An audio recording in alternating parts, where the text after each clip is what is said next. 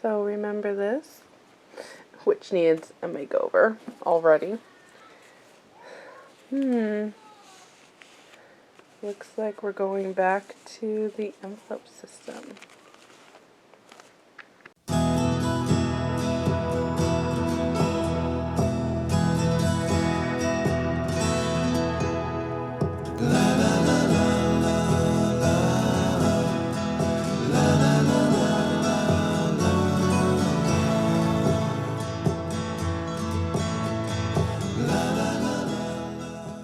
Very unflattering picture or view of me. Okay. This video is being filmed right after I filmed this last financial update. And I'm over here, and I got a little bit of clips. I'm putting together our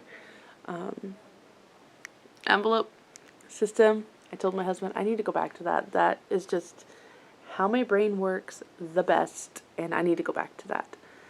And as I'm filling these envelopes now, one of the reasons I started doing this video is these series and sharing details of my budgets and finances with you is because years ago when I was trying to figure all this out, all of the examples and stuff was double our income.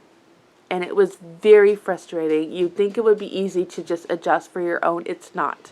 Okay, especially for those of us that are very visual, and sometimes just seeing isn't necessary. You need to see it to fully understand it, and you need to see real numbers, okay? Because the examples out there with these double income make you think that you can't live, you can't survive on things like that, which kind of leads me into why I picked up the camera.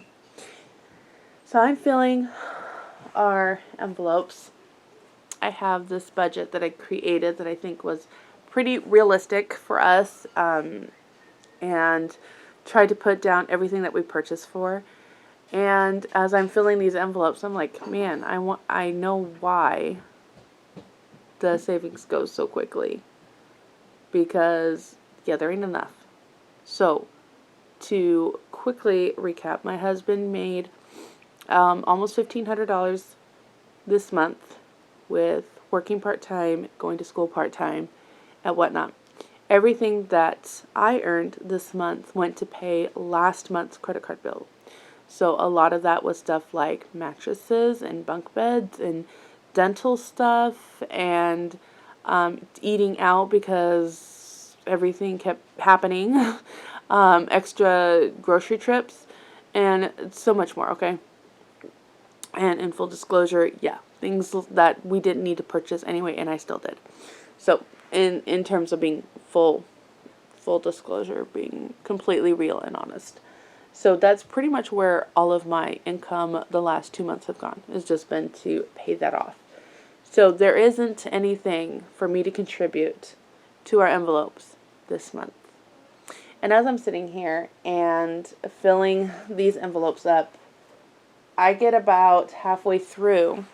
I didn't fill up mortgage, birthday, because that's just extra. Christmas, that's extra.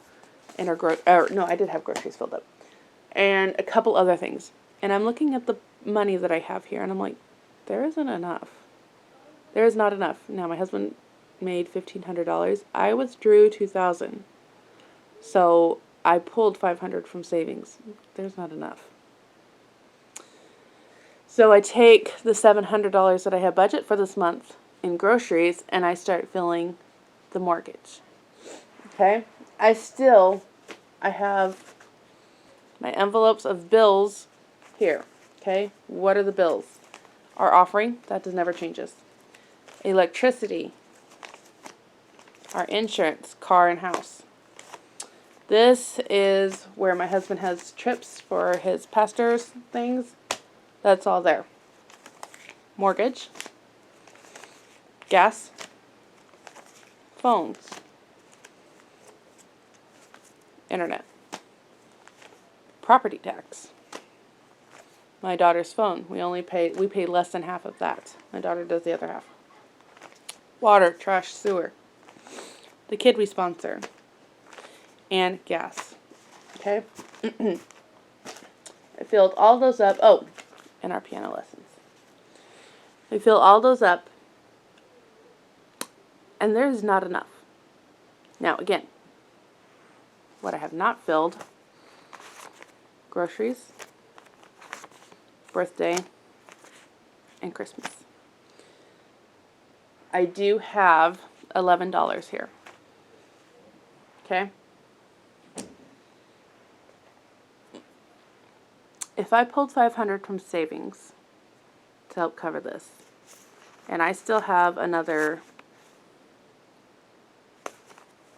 $777 that has not been, like, this is going to go downhill really fast. I don't have anything for clothing in here. I don't have, there's a couple other things I don't have. We have Amazon Prime. I pay for that every month. There's some things that I forgot to put down. That was one of them. We have a mail subscription, Letters from Afar, that we love, and I use it for our homeschool. So there's things that I forgot to put down that comes out every month. So I'm going to say ish. We still have another, $777. I say we still have about $800 that it's not been accounted for, plus $500 that I pulled in addition from savings. So that's $1,300. Now, this is why these videos are being made. Because I'm not the only one in this position. I am not the only one on this earth in this position. And we work hard not to go into debt. Before anybody freaks out, we will not starve. Like, when I say we have savings, we typically have a cushion so that if my husband loses a job or something happens to either my husband or myself, we have no life insurance. That savings is our life insurance.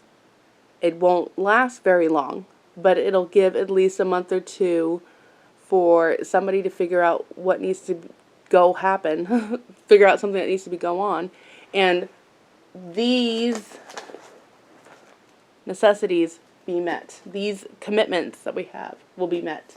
Groceries will be met. That's about it. And as you can see, it goes quickly, especially when you have to dig into it a lot. God has always been faithful, and this is not a new circumstance I've been in. I've done this before. One of the things that I was just really reflecting on is that my husband and I talk about how we don't want faith in a system. We want faith in the Lord. And this is one of those times where what you preach is going to be tested. I know that my sister-in-law sent a gift card to Walmart, and knowing the sister-in-law, she's so sweet and amazing. There's enough on there for us to get a pretty good haul in. So we're not going to starve. We have plenty of food here because I think of things like this. But for those that aren't in this position, what can you do now to prepare? Okay? Because we talk about living by faith in a way that God will take care of us, and He is always good, and He is always faithful. The purpose of this video isn't to say, hey y'all, my PayPal account, my PayPal email's down below. That's not the point. It really isn't. And this is to, if you're in a position to help somebody, please help them. Maybe you don't know it. Like, if people were to look at us and see us living day to day, they would have no idea. That's fine. That's okay. That's not, again, I'm not here to flaunt this. I don't know how much. I'm going to probably reiterate that several times because that's not the purpose.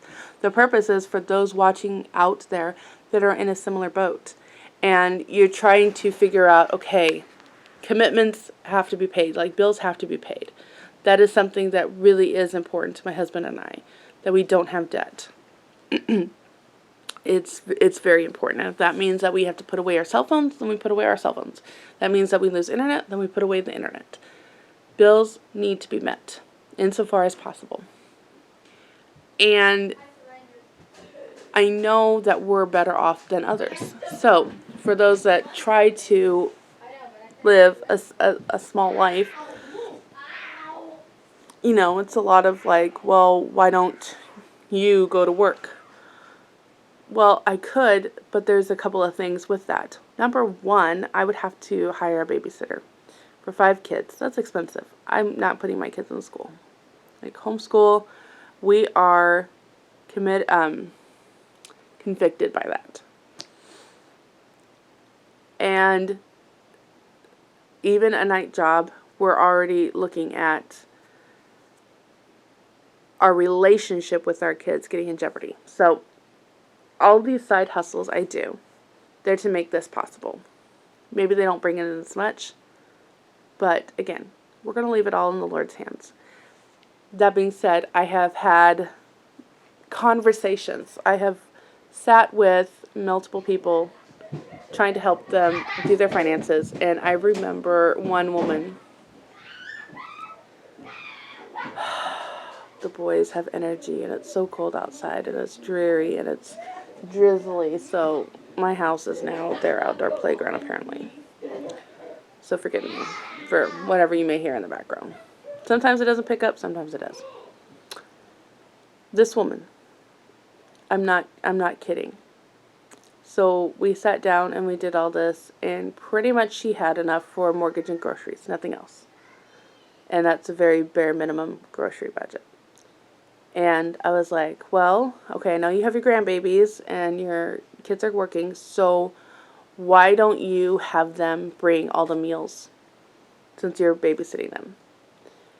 And I knew that is something that these girls could afford. I knew it was something. Even though they're struggling, even though everybody's struggling, that is something they could do. Trust me. I worked on that stuff.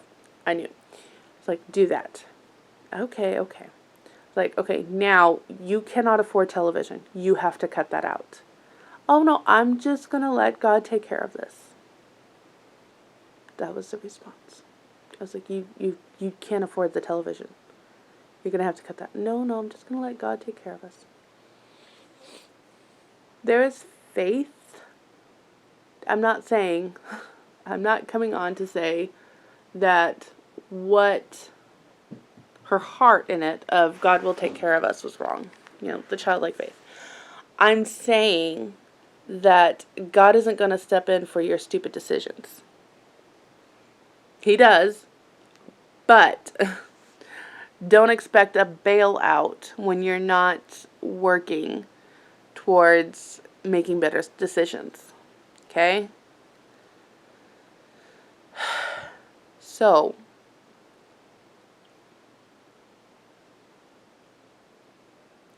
put your faith in the Lord, but don't make stupid decisions. I guess that's what the essence is. Do what you can and leave the rest to the Lord.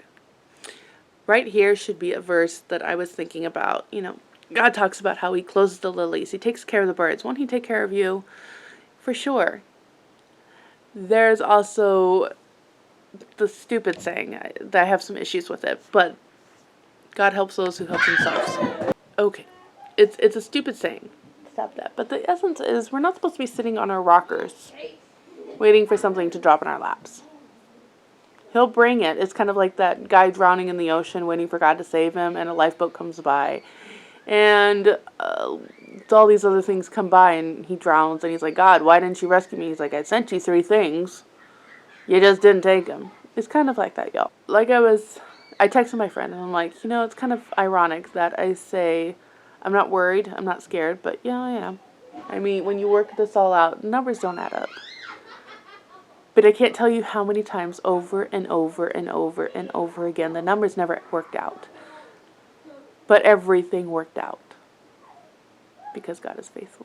And everything good comes from him. On that note, I gotta step in and be a mom. So I'll talk to you next time.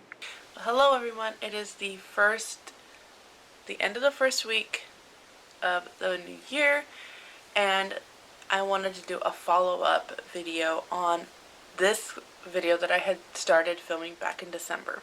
I really wanted to come on here, and I don't like to use this terminology, but it really is the best way to say it. Give a testimony as to how God watches over the sparrows, how God watches over the least of us, and just end it on an encouraging note, because that's actually my favorite part of books and anything. And if you know anything about me, you know that I love books, and I look forward to the satisfying or happy ending. And in December, when I filmed that, I did our budget, I did everything, and I was so nervous. I had tried so hard not to be about where December would go.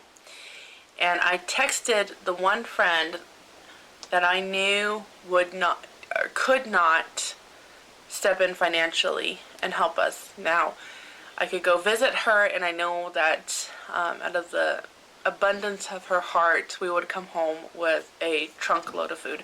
And food really wasn't the thing. It was more, and it was, and it wasn't, and it was, and it wasn't. You know what I mean? Like, it's not, but if something were to run out, couldn't necessarily run to the store to replace it. Or something comes up, there isn't the cash to handle it. We need prayer, and the prayer is more about me resting in Him than it is me looking for a handout. Lord, there is no money, can you please drop it in our lap? That's not so much what I'm praying. It's more, Lord, you have promised to provide for us, and help me to trust in that and rest in that. And I am not kidding. That afternoon, a friend messaged and said, hey, I'm sending you this amount, and just wanted you to know that I love you, and I'm thinking about you. And by the end of the week, I had, no joke, I had not told anybody except the one friend. And I had, by the end of that week, 4 or 5 people, various amounts, just messaged. Last night, I kind of went through, and I was like, okay, it's like, how much was given to us in December between Christmas and these amounts? And this has happened before. This happened back in 2012 when I was trying so hard to pay off the house, and no, I'm sorry, 2013, pay off the house, and numbers never seemed to add up in terms of cash in hand and what I had written out. There was always more cash than what I had written, and it was because the widow's jar was like a reality for me. You know, she kept pouring out of this empty jar of oil. And when I looked at the numbers last night, we didn't meet the $1,300 that we were short by. It was exceeded by almost $200. And it just is mind-boggling. There was enough to go back into the savings. There was enough to cover our expenses this month. And God is good all the time. And those listening, I had put in that video, like, if you have the opportunity to reach out and help, do so. And we had an opportunity to help out and reach. And that is the one thing that I have always made a commitment on. And my husband has understandably followed through with this. It's like, honey, when we are given and blessed like this, I want to turn around and do something for somebody else. It is humbling to me because I am the kind of personality that can really get comfortable in this. And so it's a reminder of me, hey, go and help someone else. And it is a reminder that everything is from the Lord. It's a way to go forward and help somebody else and continue the cycle. And even with all that, we had enough to meet all of our expenses.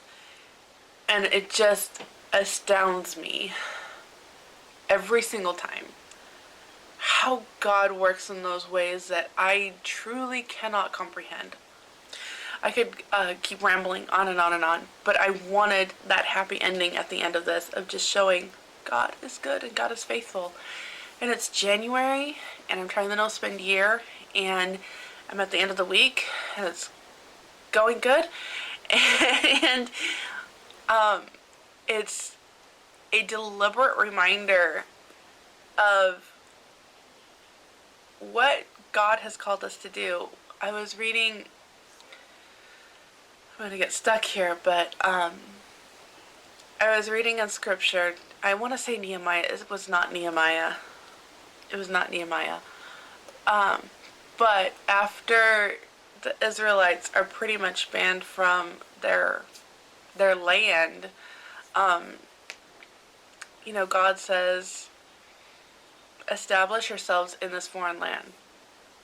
Eat, get married, have children, raise up your family here. And the devotional I was working with, had the distinction of, God puts us here to do life, to enjoy life, to do it well, but to remember that this life is not all there is. And that's, it's a great reminder every single month when you're working on your finances, when you're reminding yourselves that you're in a no-spend year. Okay, I've jabbered long enough. I wanted to close out this video. Thank you so much for watching, and I'll see you in the next one.